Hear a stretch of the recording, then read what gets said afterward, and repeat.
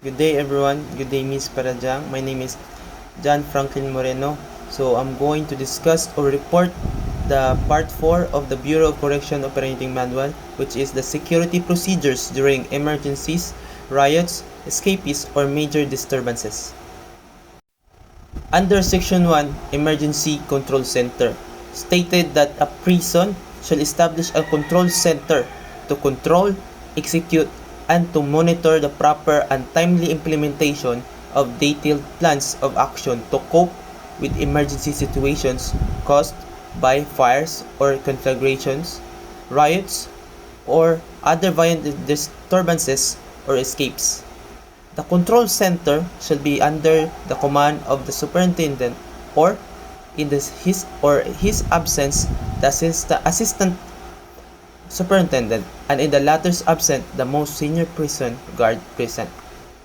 So to understand the section 1, so a prison daw, it should have a control center, which is to action or to cope the emergency situations such as fires or conflagrations. So conflagrations is somewhat like fire, but it is more bigger, and riots or other violent disturbances or escapes.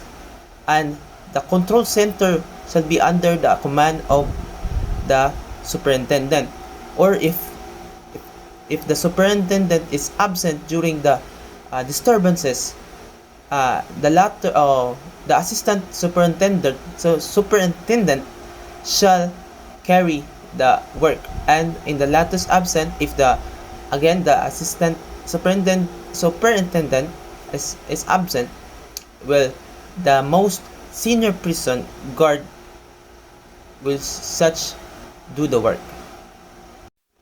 Now, in under section 2, riots and other prison disturbance.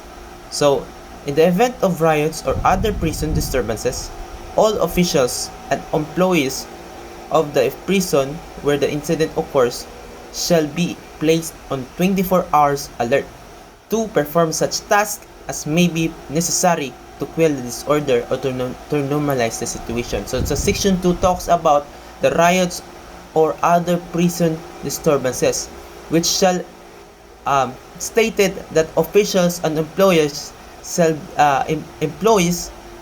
be on the prison where the incident occurs shall be placed or on duty within 24 hours alert to perform such tasks to what? To quell or to normalize the situation, to maintain the peace and order in prison. So, in section 3, sounding of alarm, I always watch the movie of Prison Break. So in Prison Break, there is always an alarm. So it is implemented here in Bureau of Corrections that whenever there is a disturbances inside the prison, there is always a sounding of alarm. It have a first alarm, second alarm, and third alarm that I'm going to tackle about, and in the next sections. So in section 3, whenever a riot or escape alarm is sounded, so it has classification of alarm. So it could be either siren, bell, or gunfire.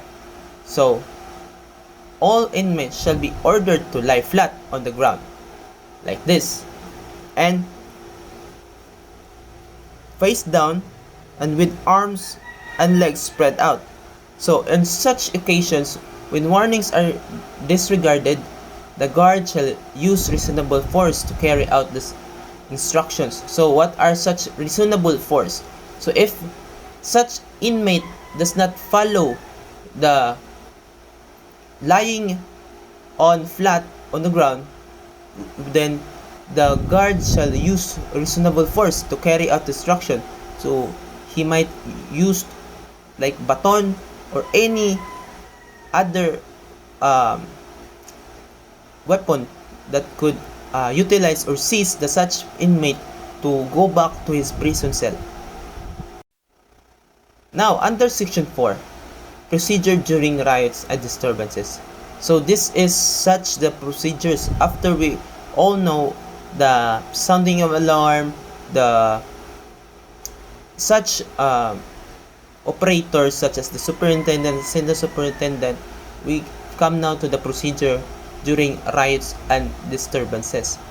So it is not specifically more on riots, and it is um, um, it is appel joined with disturbances, no?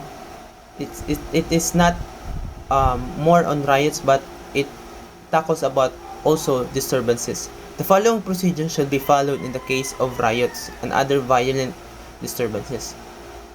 So, at the sound of the first alarm, as I mentioned earlier, there are three kinds of alarm. The first alarm, all inmates shall be locked up inside their respective cells or quarters. So, they should be locked up inside their respective cells or quarters. An inmate work crew. So we all know that an inmate can work. So if there is a riots and disturbance, an inmate should be immediately returned to the prison compound, previously designated areas, and then account him and confine after a head count. I-confine sila after the head count. If the disturbance occurs during visiting hours, if the disturbance will occurs on the visiting times, of course the safety of those visitors to is a must in a prison. They could be madamay sila. All visitors shall be immediately ushered out of prison compound. If this is not possible because of such disturbances or such any hindrance nga makapagawa sa ila, then they shall be brought to a predetermined predetermined, which means it is determined which are the safest compound in the prison.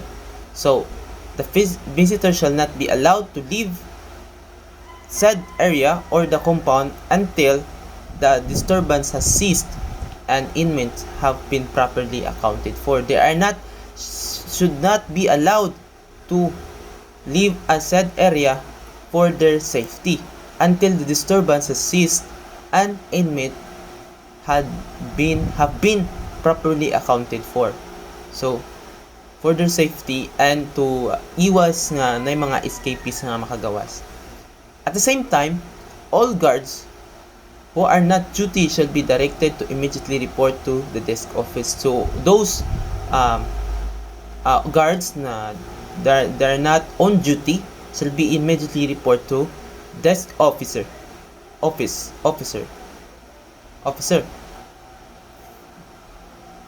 And all critical posts shall be manned.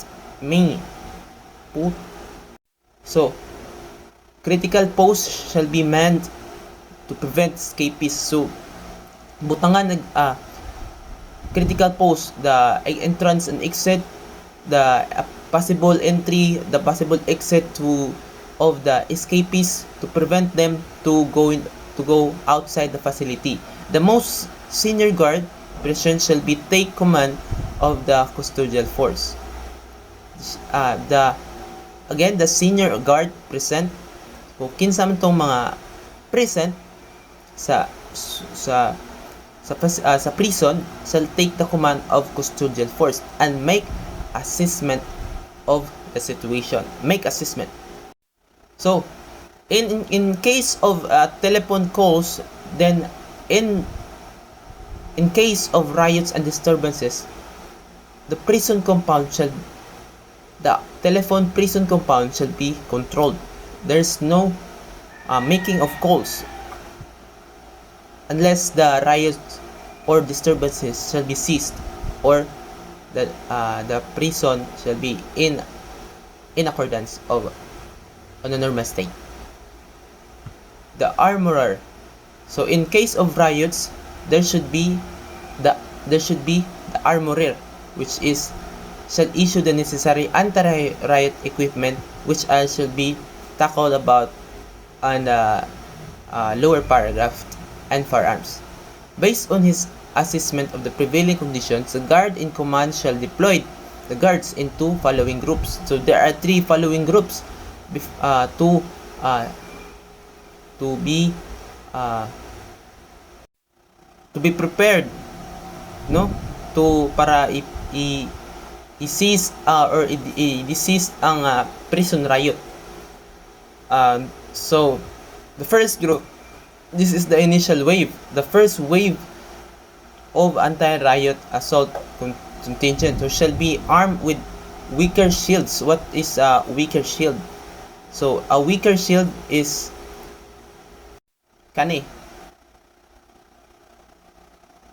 weaker shield, protective headgear, gas mask in case of the second group shall fire a gas bomb, gas grenades, and night sticks or batons pangbunal when these are available. So if all of that is available only, but to for sure the first group must protect themselves because they are the frontliners of the anti-riot. The objectives of this group are to disperse the rioters and get their leaders. Dispersing, so ibulag sila, and then para disperse, ibulag para makuha ilang leaders o ang pasugod da sa riot. Then the second group is the backup force of the first group. We all know that the first group is the frontliner of the group which initiate first to the riot and disperse them and get their leaders. So the second group is the who shall be equipped with tear gas guns and any gas guns to seize or to pacify the riot, and gas grenades. So we all know the first group, the second group, and then the third group is composed of guards. These are group that who are trained in the proper handling and use of firearms. So the third group have such unique proper equipment. So they are equipped with firearms. This group is unique for they have such firearms, but they cannot be directly shoot because they have the command from the guard in charge. There shall have a guard in charge which provide guards in charge for them to shoot and shall provide covering fire to the first group. So they shall protect the first group if anything harm happen to the first group. So when the three guards mentioned above are ready, so after they already equipped their guards and anything to protect them, so the guards in charge shall direct and the inmate to cease and desist. So pahunungon sila, stop and to desist, to stop the riot, to return to their respective cells and warn them of the consequences if they do not obey. So na-mention na to kanina nga if they don't obey, there shall be such consequences such as use of reasonable force. The known leaders, if mabalaan yun shall be addressed directly. I-address kuwaon para dili na magubot pagayo. If the inmates failed or refused to heed that order to return to their cells, the guard in charge shall sound the second alarm. So first alarm, which is the alarm of the beginning of the riot. The second alarm will happen if the inmates do not follow the orders of the guard in charge. Then the guard in charge shall sound the second alarm. Then which is the second alarm is the trigger for the first group shall enter into the prison compound. So after the first alarm, the riot began. If the guard in charge order the inmate to go to their cell, if they do not follow instructions, then the second alarm will be initiated. If the second alarm initiated, the first group shall enter the compound or the prison compound, to followed by the second group to protect the first group, and then to discrete distances. Then followed by the third group shall be in strategic position, ready to fire, which means ready to fire to save the lives of their body or the guards which in the front line, which is the first and second groups that are could be the potentially being endangered by the overt violent acts of the inmates. So the first group shall be tasked with quelling the riot and getting the leaders of the rioting group. So quelling, makigbugno.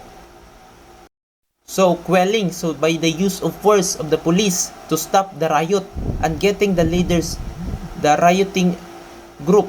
So mo yun ay first nga buhaton sa first group. Mo na ilang task to quell, to use the force to stop or to seize the riot or to desist them from doing such act, and getting the leaders, which is the head of the rioting or the head who shall cause the riot. If they meet stiff resistance, if gayo, the head of the group shall immediately order their withdrawal, because it might endanger their lives. It might cause death, sudden death. Thereafter, the guard in charge shall order the second group. Sa itong second group na equipped with tear gas grenades. So the second group to fire tear gas on the inmates when the area where the rioters are found is saturated with gas. The first group shall attack using their batons to force the rioters into their cell and get the leaders. So that is their task, to quell the riot. And then the second group shall fire the tear gas to the inmate to pacify their acts, to minimize their acts, to potentially stop the riot. The use of, or if they don't have such tear gas or any such gas or saturated gas, then the police shall use, or the second group shall use the pressurized water from the fire truck to minimize or to quell or to seize or to stop them from riot. So the earliest opportunity, the guard in charge shall report the prison disturbance to the nearest police station to direct, who shall in turn inform the secretary, which is the overseer.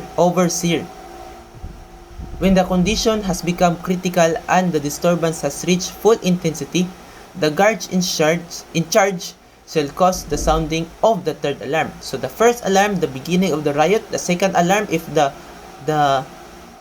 inmate shall not follow the order of the guard in charge, then the third alarm is the full reach of the full intensity of the riot.